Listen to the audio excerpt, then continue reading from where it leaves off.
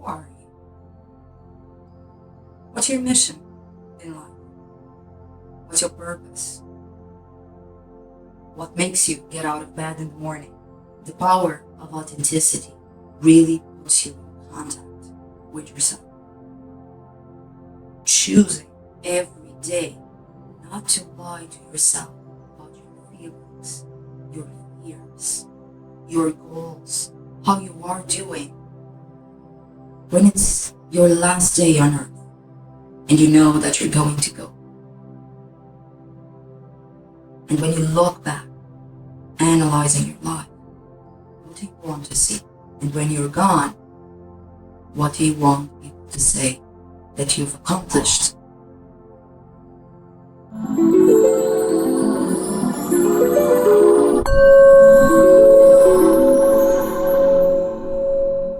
Hi guys, welcome to Connecting 101.life. I'm Alexandra Duque, an Integrative Clinical Psychologist, and I bring you this platform where you can learn and reflect and escalate your connection with yourself and with other people. So join me on this quest, and if you really want, please hit that button and subscribe. I'll see you soon. So the first topic I bring you in Connecting 101.life is, of course, self-connection. And as an intro to this topic, let me ask you a question and take a few seconds to reflect on it. So my question is, who are you? And I'm not asking your name. I'm not even asking your profession, what you do for a living. I'm asking you, deep down inside, who are you? What's your inner essence? What are you made of? And again with that, I'm also asking you, what's your mission in life? What's your purpose? What makes you get out of bed in the morning, every single morning? And of course, I'm throwing you loads of questions, and they are not easy questions, right? Most of us never stop to think about any of these questions. So this will be the challenge that I will be presenting you on this platform, to reflect about the questions most of us don't ever ask themselves, to kickstart the idea of self-connection, and to give you some guidelines regarding self-connection. The first thing I would say that is intimately related to self-connection is, of course, self-awareness. So most of us, let's go to our normal daily life. So we wake up in the morning and the alarm clock goes off. What do you feel? Is it like this, like I just showed you? There it goes again. I have to start a new day again. A day full of chores, a day full of things I would rather not do. Or, on the other hand, you're like this. You are enjoying your day. You're preparing to enjoy your day. So, this first moment in the morning, as soon as you wake up, in a way, sets the tone for the rest of your day. And most of us, most often, not every day, but most days, we are, in a way, run by our autopilots. So we wake up very tired, very eager to stay in bed, but we do it anyway because we have to. We head off to the shower or the coffee machine or to whatever you do in the morning. But are you really there? Are you really inside your body? Or on the other hand, you're just kind of like a robot doing the same things you do every single day. And for most of us, even breakfast is the same every single day. So what does that tell us about our connection with ourselves? So if we would be connected with ourselves, really connect with ourselves, do you think that we would probably have the same breakfast every single day? Really? Or some days I feel like just having coffee, other days maybe I want some toasts, other days maybe I'd like an egg or whatever. But if we eat every single day the same breakfast, don't you think probably we are just being run by a normal routine without really paying attention to what our body is saying? So with this idea, I'm introducing the second part of self-awareness. What is your body saying? And this can mean a zillion different things. So we can go from our emotions, because emotions, despite being connected with our mental health or our emotional brain, they are felt in our bodies. So if I'm afraid, sometimes or most times I have some thing here like a rock that stays here. And if I'm happy, it's like I'm open to the world. My body is relaxed, my neck is straight, and everything seems to be working. But if I'm sad, my body also shows that. My eyes are on the ground, my body is tense, closed, and either I could feel some numbness or I could not even feel anything at all. So every emotion is felt in our body. And my question to you now is, do you really pay attention to your body? Do you really pay attention to what your body is saying? And can you translate what your body is saying to your rational brain? Do you really understand what that pain in your stomach means? Do you really understand why you have a cold today? So most often, our body and mind are connected in a way that one expresses the other, and it goes both ways. So if we think about the emotion I'm feeling, and I can be sad again, and my body is showing that. I am closed, my eyes are on the ground, but at the same time, if I want to feel happy and I use my body to create that, to show that to the world, most often what follows is that the emotion comes. So I can express my emotion in the body, or I can create the emotion from the body. It works both ways. So this is another useful tool for you to understand the emotion you're living at the moment, because in a way, if you exercise your body in a way to create that other emotion. Because yes, normally we react to life and to other people with our emotions, but we can also create for ourselves the emotions that we want to be living. We can focus ourselves on the part of the life that we have. And one example of this can be gratitude. And gratitude is an amazing thing. Gratitude means that I pay attention to what I really have in my life. And I choose to be grateful for that. Not for what I don't have. Not for, I don't pay that much attention to what I don't have yet. Firstly, I pay attention to what I have in this moment. And what I have can be a roof over my head, food to put on the table, or an amazing sunny day today that will kickstart my day in a spectacular way.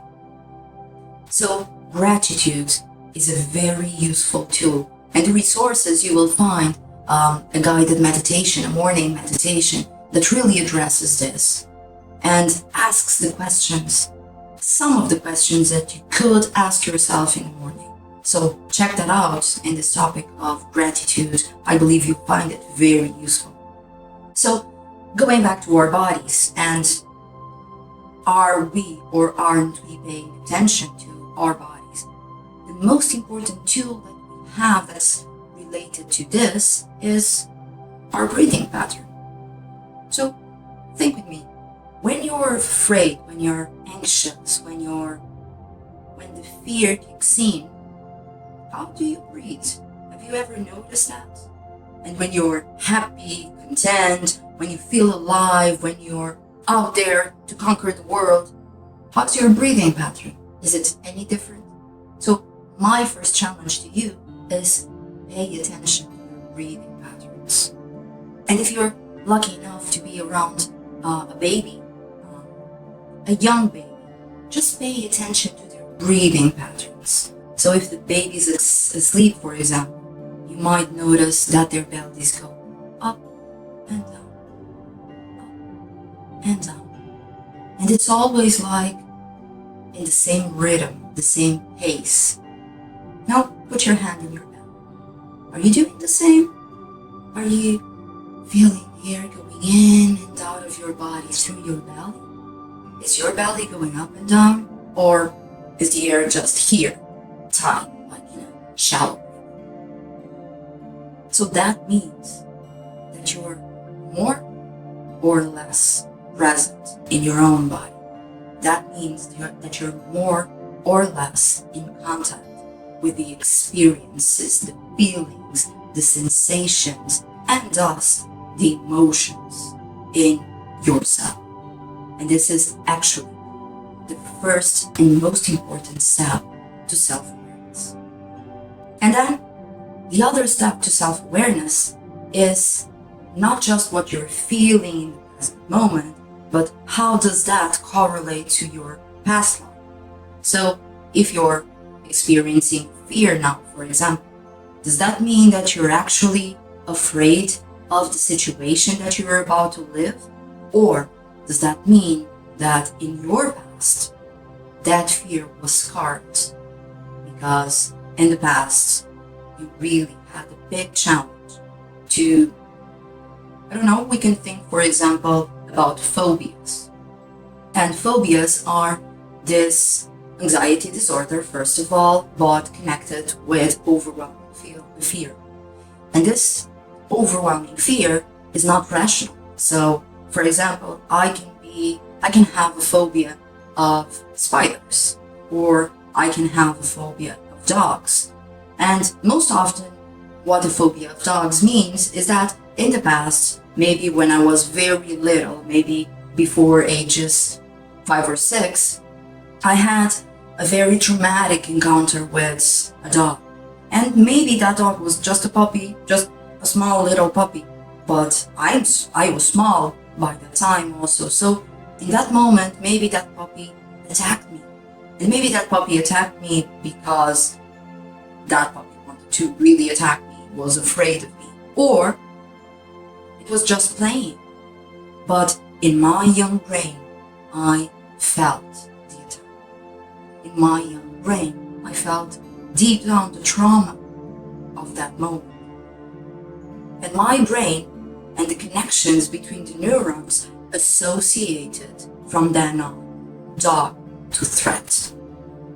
This is actually, from an evolutionary sense, a very good tool. So if we would have been in the middle of the jungle or savannah in Africa or wherever, and we kind of encounter a big animal like a tiger or something, it's very important for us that we know in that moment that that's really a threat. And we have to know it immediately, without even thinking. Our brain has to react for us without any consciousness from our side. So that means, going back to the phobia, that establishment of action, premise, action, and then outcome. So the premise is the dog, the action is the dog is attacking me, and the outcome is the conclusion that all dogs are dangerous, are in fact very survival driven. However, in the case of a phobia of spiders or dogs, it's not correct. I may have this overwhelming fear, but it's not true. It's not true that all puppies, all dogs in the world are going to attack me. And it's not true that if I'm sitting here and in that corner there's a black dog that I really feel is a spider. It's not true that it's a threat to my life. But that's how I'm going to react if I have one of these phobias. So what I mean with all of this, and we will be able to explore in more detail some of the phobias and the mental health videos, but going back to self-connection and going back to self-awareness, what this means is sometimes our emotions and the way that we feel about something are not real, as in related to the event itself. Most often, we are interpreting life in this moment based on our past experiences. And our past experiences are in a way like the phobia that I told you. So, in a way, if I have this experience from the past, let's say regarding relationships, if I had a boyfriend years ago that rejected me, my brain may conclude that, okay, all men are evil, all men are going to reject me. And based on that decision, I will or will not present myself in different ways regarding relationships. So that's self-awareness. Self-awareness is being present in my body. So again, the breathing, again, the awareness of what my body is saying, but also being very aware of where those emotions are coming from. Are they just reacting to the present moment, or are they a product of my past experiences? And the other point regarding self-connection that I would like to mention today is authenticity. So authenticity is a challenge for most people. Authenticity sometimes makes us feel vulnerable. So, and there's a wonderful TED Talk from Brené Brown that you can find on the external resources about authenticity, the power of authenticity. And there's a sequel for that talk, a different TED Talk later on, which is on the topic of shame, and it's called Listening to Shame. So you can check that out in the external resources. But going back to authenticity, most of us have some awareness of what's going on in their body. But somehow they prefer to hide that. First of all, from others, so they are not perceived as vulnerable or weak, but also from ourselves. It's that idea that when anyone asks you in the morning, how are you doing today? Oh, I'm grand, I'm okay, I'm fine, I'm amazing. Are you really? I know, don't get me wrong, I know that most people, when they ask you, how are you today, they really don't care about the answer. It's just a social thing, not even a mean thing, just a social, polite thing. But are you just giving them what they are looking for, or are you really lying to yourself? The power of authenticity really puts you in contact with yourself. Authenticity, choosing every day not to lie to yourself about your feelings, your fears, your goals, how you are doing in your own. Really choose to pay attention is, as I'm underlying now, a daily choice. More than daily, our choice. More than that, every second, if you pay attention to how you're feeling, you're making an important choice in your life. A choice that could drive your life to the next level. And the next and last level that I want to mention on the topic of self-connection is purpose. Life mission. What do you really, really want to do in your life? Why do you get out of bed in the morning? What's your purpose? What's your mission? When it's your last day on earth and you know that you're going to go, and when you look back, analyzing your life, what do you want to see? What do you want to tell yourself and be proud of yourself? And when you're gone, what do you want to say? What do you want to say that you've accomplished? So this is self-connection and self-awareness. This is how you can escalate your growth, your self-development, and virtually all relationships in your life and your life itself. Because if you can pay attention to yourself, if you can understand your core essence, that's the primary school to understand other people. That's the emotional intelligence that you are developing, the skills you're developing to then connect with other people and connect with your own. And escalate yourself and your life to the level they should really be. The person that you are already, the person that you want to be. Thank you for joining me. Thank you for watching. And until next time, don't forget to live an amazing life. Your amazing